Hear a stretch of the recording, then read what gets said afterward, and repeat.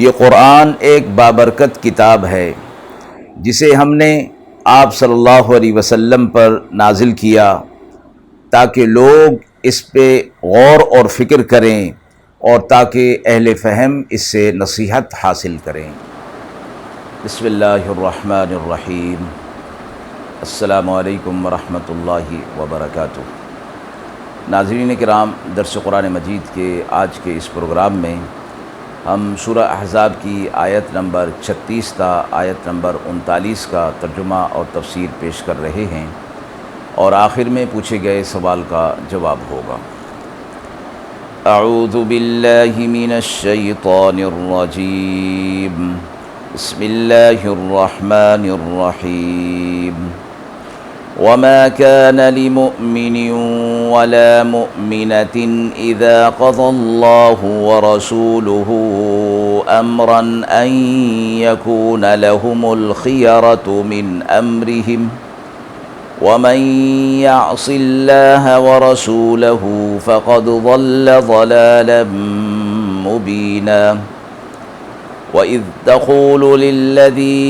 أَنْعَمَ اللَّهُ عَلَيْهِ وَأَنْعَمْتَ عَلَيْهِ أَمْسِكْ عَلَيْكَ زَوْجَكَ وَاتَّقِ اللَّهَ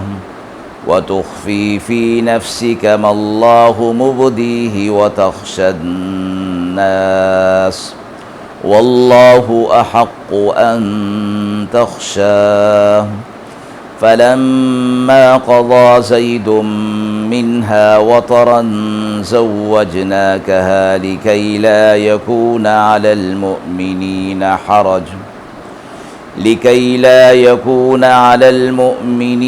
حَرَجٌ فِي أَزْوَاجِ أَدْعِيَائِهِمْ إِذَا قَضَوْا مِنْهُنَّ وَطَرًا، وَكَانَ أَمْرُ اللَّهِ مَفْعُولًا۔ مَا كَانَ عَلَى النَّبِيِّ مِنْ حَرَجٍ فِيمَا فَرَضَ اللَّهُ لَهُ، سُنَّةَ اللَّهِ فِي الَّذِينَ خَلَوْا مِنْ قَبْلُ، وَكَانَ أَمْرُ اللَّهِ قَدَرًا مَقْدُورًا۔ الَّذِينَ يُبَلِّغُونَ رِسَالَاتِ اللَّهِ وَيَخْشَوْنَهُ وَلَا يَخْشَوْنَ أَحَدًا إِلَّا اللَّهَ وَكَفَى بِاللَّهِ حَسِيبًا۔ آیات مبارکہ کا ترجمہ ملاحظہ فرمائیں۔ اور کام نہیں کسی ایماندار مرد کا اور نہ ایماندار عورت کا جبکہ مقرر کر دے اللہ اور اس کا رسول کسی کام کو تو رہے ان کو اختیار اپنے کسی امر کا، اور جس نے نافرمانی کی اللہ کی اور اس کے رسول صلی اللہ علیہ وسلم کی تو وہ واضح گمراہی میں پڑ گیا۔ اور جب آپ کہنے لگے تھے اس شخص کو جس پر اللہ نے احسان کیا تھا اور آپ نے بھی احسان کیا تھا کہ رہنے دے اپنے پاس اپنی بیوی کو اور اللہ سے ڈر، اور آپ چھپاتے تھے اپنے دل میں ایک چیز جس کو اللہ کھولنا چاہتا تھا، اور ڈرتے تھے لوگوں سے، اور اللہ کا زیادہ حق ہے کہ اس سے ڈرا جائے۔ پھر آپ کو جب زید تمام کر چکا اس عورت سے اپنی غرض، ہم نے اس کو آپ کے نکاح میں دے دیا تاکہ مسلمانوں پر یہ گناہ نہ رہے نکاح کر لینا بیویوں کا اپنے لے پالکوں کی، جب وہ تمام کر لیں ان سے اپنی غرض، اور اللہ کا حکم بجا لانے والا ہے۔ نبی صلی اللہ علیہ وسلم پر کچھ مذائقہ نہیں اس بات میں کہ جو مقرر کر دی اللہ نے ان کے لیے، جیسے دستور رہا اللہ کا ان لوگوں میں جو پہلے گزرے ہیں، اور اللہ کا حکم مقرر ہے، ٹھہر چکا ہے۔ وہ لوگ جو پہنچاتے ہیں پیغام اللہ کے اور ڈرتے ہیں اس سے اور نہیں ڈرتے اللہ کے سوا کسی سے، اور اللہ کافی ہے کفایت کرنے والا۔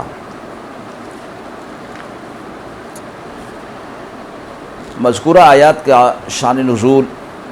ایک واقعہ ہے، اور تفاسیر کے اندر مفسرین نے چند واقعات ذکر فرمائے ہیں۔ ان میں مشہور واقعہ یہ ہے کہ حضرت زید بن حارثہ رضی اللہ تعالی عنہ کسی کے غلام تھے۔ زمانہ جاہلیت میں آپ صلی اللہ علیہ وسلم نے انہیں بازار عکاظ سے خرید لیا تھا۔ ابھی کم عمر تھے کہ آپ صلی اللہ علیہ وسلم نے ان کو آزاد کر کے یہ شرف بخشا کہ عرب کے عام رواج کے مطابق ان کو اپنا منہ بولا بیٹا بنا لیا اور ان کی پرورش فرمائی۔ مکہ مکرمہ میں ان کو زید بن محمد صلی اللہ علیہ وسلم کے نام سے پکارا جاتا تھا۔ قرآن کریم نے اس کو جاہلیت کی غلط رسم قرار دے کر اس کی ممانعت کر دی کہ منہ بولے بیٹے کو اس شخص کا حقیقی بیٹا کہہ کر پکارا جائے یا سمجھا جائے، اور حکم دیا کہ اس کو یعنی اس کی نسبت اس کے اصل باپ کی طرف کی جائے۔ اور سورہ احزاب کی ابتدائی آیات کے اندر یہ بات گزر چکی ہے کہ منہ بولے اور لے پالک بیٹوں کو ان کے اصل باپ کے نام سے پکارا جائے، اور اگر اصل باپ کے نام سے واقف نہ ہوں تو وہ دین میں تمہارے بھائی ہیں۔ یہ احکامات نازل ہونے کے بعد حضرات صحابہ اکرام نے حضرت زید بن حارثہ کو زید بن محمد صلی اللہ علیہ وسلم کہنا چھوڑ دیا اور ان کے والد حارثہ کی طرف ان کی نسبت کرنے لگے۔ زید بن حارثہ جب جوان ہوئے تو آپ صلی اللہ علیہ وسلم نے ان کے نکاح کے لیے اپنی پھوپھی کی لڑکی حضرت زینب کا انتخاب فرمایا اور نکاح کا پیغام بھیجا۔ حضرت زید پر چونکہ یہ عیب لگا ہوا تھا کہ وہ ایک آزاد کردہ غلام تھے، حضرت زینب اور ان کے بھائی عبداللہ نے اس رشتے سے انکار کر دیا کہ ہم باعتبار خاندان اور نسب کے ان سے اعلیٰ اور اشرف ہیں۔ اس پر یہ آیت نازل ہوئیں جس میں یہ فرمایا گیا کہ جب اللہ اور اس کے رسول صلی اللہ علیہ وسلم کسی چیز میں اہل ایمان کے لیے کوئی حکم کوئی امر مقرر کر دیں تو وہ حکم بطور وجوب کے ہو جاتا ہے اور وہ کام کرنا واجب ہو جاتا ہے، اس کو نہ کرنے کا اختیار شرعاً نہیں رہتا۔ آپ صلی اللہ علیہ وسلم نے جب ایسا حکم دے دیا تو پھر حضرت زینب اور ان کے بھائی حضرت عبداللہ کے لیے کوئی اختیار باقی نہیں رہ گیا۔ تو جب انہوں نے سنا تو اپنے انکار سے باز آ گئے اور اس نکاح پر راضی ہو گئے اور یہ نکاح کر دیا گیا، اور اس نکاح کا مہر آپ صلی اللہ علیہ وسلم نے اپنی طرف سے ادا فرمایا۔ نکاح کے بعد حضرت زینب کا مزاج تیز تھا۔ حضرت زید بن حارثہ کے ساتھ ان کی طبیعتوں میں موافقت نہ آ سکی۔ حضرت زید نے ان کی تیز زبانی اور نسبی شرافت کی بنا پر اپنے آپ کو اونچا سمجھنے اور اطاعت میں کوتاہی کرنے کی شکایت آپ صلی اللہ علیہ وسلم سے اکثر فرماتے تھے۔ دوسری طرف رسول اللہ صلی اللہ علیہ وسلم کو بذریعہ وحی یہ بتا دیا گیا تھا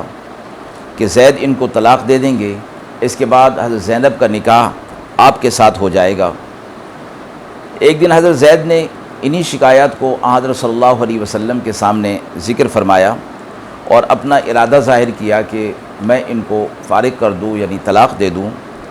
رسول اللہ صلی اللہ علیہ وسلم کو اگرچہ اللہ کی طرف سے یہ اطلاع ہو چکی تھی، مگر آپ صلی اللہ علیہ وسلم نے دو وجہ سے حضرت زید کو طلاق دینے سے روکا۔ اول یہ کہ شریعت میں اگرچہ طلاق ایک مباح اور جائز عمل ہے، لیکن حتی الامکان اس سے بچنے کی کوشش کرنی چاہیے، پسندیدہ عمل نہیں ہے۔ اور دوسری بات یہ تھی کہ آپ صلی اللہ علیہ وسلم کے قلب میں یہ خیال پیدا ہو گیا تھا کہ انہوں نے اگر طلاق دے دی اور پھر زینب کا نکاح آپ سے ہوا تو عرب اپنے جاہلیت کے دستور کے مطابق یہ طعنے دیں گے کہ اپنے منہ بولے بیٹے کی بیوی سے نکاح کر لیا۔ اگرچہ قرآن مجید میں جاہلیت کے اس دستور کو ختم کر دیا گیا تھا اور آیات سابقہ کے اندر اس بات کو ذکر فرما دیا گیا تھا، اس لیے اس کے بعد کسی مومن کے لیے تو کسی وسوسے کا خطرہ بھی دل کے اندر نہیں ہونا چاہیے۔ اللہ تبارک و تعالیٰ کی طرف سے قرآن مجید کے اندر یہ فرمایا گیا، آپ صلی اللہ علیہ وسلم کو فرمایا گیا کہ آپ اس وقت کو یاد کریں جب آپ اس شخص کو کہہ رہے تھے کہ جس پر ہم نے بھی انعام کیا تھا اور آپ نے بھی انعام کیا تھا، مراد حضرت زید ہیں۔ اللہ تبارک و تعالیٰ کی طرف سے انعام تو یہ کہ اللہ تعالیٰ نے انہیں ایمان کی دولت عطا فرما دی، اس کی توفیق عطا فرما دی، اور آپ صلی اللہ علیہ وسلم کی طرف سے انعام یہ کہ آپ صلی اللہ علیہ وسلم کے ہاں ان کی پرورش ہوئی اور آپ صلی اللہ علیہ وسلم کے زیر سایہ وہ رہتے رہے، آپ صلی اللہ علیہ وسلم کی صحبت کا شرف انہیں حاصل ہوا۔ اور فرمایا کہ جب آپ انہیں کہہ رہے تھے کہ اپنی بیوی کو اپنے پاس رہنے دو، تو آپ ڈر رہے تھے لوگوں کے طانے سے، حالانکہ اللہ تبارک و تعالیٰ اس بات کا زیادہ حقدار ہے کہ اس سے ڈرا جائے۔ تو آپ صلی اللہ علیہ وسلم کو یہ تنبیہ فرمائی گئی۔ اس کے بعد آپ صلی اللہ علیہ وسلم کا نکاح حضرت زینب سے ہو گیا، اور اس معاملے کے اندر عام مسلمانوں کے لیے بھی کوئی تنگی نہ رہی کہ وہ منہ بولے بیٹے کی مطلقہ سے نکاح کر لیں، چونکہ اس معاملے کو اور اس رسم کو، جاہلیت کی رسم کو ختم کرنا تھا، اس لیے آپ صلی اللہ علیہ وسلم کے ذریعے سے ہی اس چیز کو ختم فرمایا گیا۔ پھر آگے فرمایا کہ آپ صلی اللہ علیہ وسلم کے اس سے پہلے بھی نکاح موجود تھے، اور اس نکاح پر پیش آنے والے شکوک و شبہات کو یوں دور کیا گیا کہ اس نکاح کا اہتمام اس خاص مصلحت کے تحت کیا گیا تھا، اور یہ بھی فرمایا گیا کہ اللہ تبارک و تعالیٰ کا یہ طریقہ اور دستور رہا ہے، وہ آپ صلی اللہ علیہ وسلم کے ساتھ مخصوص نہیں بلکہ آپ صلی اللہ علیہ وسلم سے پہلے انبیاء علیہ الصلوۃ والسلام میں بھی جاری رہا کہ دینی مصلحت کے تحت بہت سی عورتوں کی نکاح کی اجازت حضرات انبیاء علیہ الصلوۃ والسلام کو دی گئی تھی، جیسے حضرت داؤد علیہ الصلوۃ والسلام اور سلیمان علیہ الصلوۃ والسلام اس بارے میں زیادہ مشہور اور معروف ہیں کہ داؤد علیہ الصلوۃ والسلام کے نکاح میں 100 اور سلیمان علیہ الصلوۃ والسلام کے نکاح میں 300 بیویاں تھیں۔ یہ حضرات انبیاء علیہ الصلوۃ والسلام اللہ تعالیٰ کے پیغامات اپنی امتوں کو پہنچاتے رہے، اور دینی مصلحت کے تحت، شرعی مصلحت کے تحت زیادہ نکاحوں کی اجازت اللہ کی طرف سے انہیں دی گئی تھی۔ دوسری بات یہ فرمائی گئی کہ یہ حضرات اللہ سے ڈرتے ہیں، اللہ کے علاوہ کسی سے نہیں ڈرتے۔ یہ بھی فرمایا گیا کہ کسی کام کی عملی تبلیغ کے لیے مامور کیا جاتا ہے تو وہ اس میں کوتاہی نہیں کرتے، البتہ طبعی طور پر لوگوں کے طعن و تشنیع کا جو معاملہ ہوتا ہے وہ ایک طبعی معاملہ ہے، تو فرمایا گیا کہ وہ اس کے منافی نہیں ہوا کرتا، وہ توکل کے اور تقوی کے منافی وہ چیز نہیں ہوتی۔ آیت کے حوالے سے سوال پوچھا گیا ہے کہ نکاح میں خاندانی مماثلت جسے کفو کہا جاتا ہے، یہ ہونا شرعی چیز ہے، مگر حضرت زینب اور ان کے بھائی کا عذر قبول نہیں کیا گیا۔ آیات کے حوالے سے جو واقعہ شان نزول میں پیش ہوا اس میں یہ بات تھی کہ دینی اعتبار سے مماثلت زوجین میں یعنی مرد اور عورت میں لازمی اور ضروری ہے، البتہ کسی مسلمان لڑکی کا نکاح کسی کافر کے ساتھ جب کہ وہ اس پر راضی بھی ہو نہیں ہو سکتا، کیونکہ یہ صرف عورت کا حق نہیں بلکہ اللہ رب العزت کے احکامات میں سے ہے۔ اس کے ساتھ خاندانی مماثلت، خاندانی کفات لڑکی کے حق میں اس کے ولی بھی شریک ہوتے ہیں۔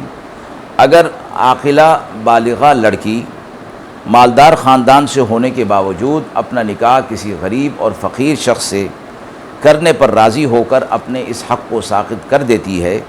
تو اس کو اختیار ہے، اور خاندانی کفات اور مماثلت میں لڑکی اور اس کے اولیاء سب اس حق کو دوسری اہم مصلحت کی خاطر چھوڑ کر ایسے شخص سے نکاح پر راضی ہو جائیں جو نسب اور خاندان کے اعتبار سے ان سے کم درجہ میں ہو، تو اس کو ان کا حق حاصل ہے۔ بہت سی دینی مصلحتوں کے پیش نظر اس ایسے حق کو چھوڑ دینا اچھی بات ہوتی ہے، اس لیے آپ صلی اللہ علیہ وسلم سے بہت سے ایسے مواقعوں پر اس حق کو نظر انداز کرنے اور دینی مصلحتوں کو پیش نظر رکھ کر نکاح کر دینے کے مواقع موجود ہیں۔ رہی یہ بات کہ جب نسبی مماثلت خود رسول اللہ صلی اللہ علیہ وسلم کے نزدیک قابل رعایت ہے تو خود آپ صلی اللہ علیہ وسلم نے یہ رعایت کیوں نہ فرمائی، تو اس کا جواب یہ دیا گیا کہ یہ رعایت دوسری دینی مصلحت کے مقابلے میں قابل ترک ہے۔ رسول اللہ صلی اللہ علیہ وسلم کے زمانے میں ایسے بہت سے نکاح ہوئے، غیر کفو میں کیے گئے، وہ اسی قسم کی دینی مصالحت کی بنا پر کیے گئے تھے، اس سے کسی اصل مسئلے پر کوئی اثر نہیں پڑتا۔ وآخر دعوانا ان الحمد للہ رب العالمین۔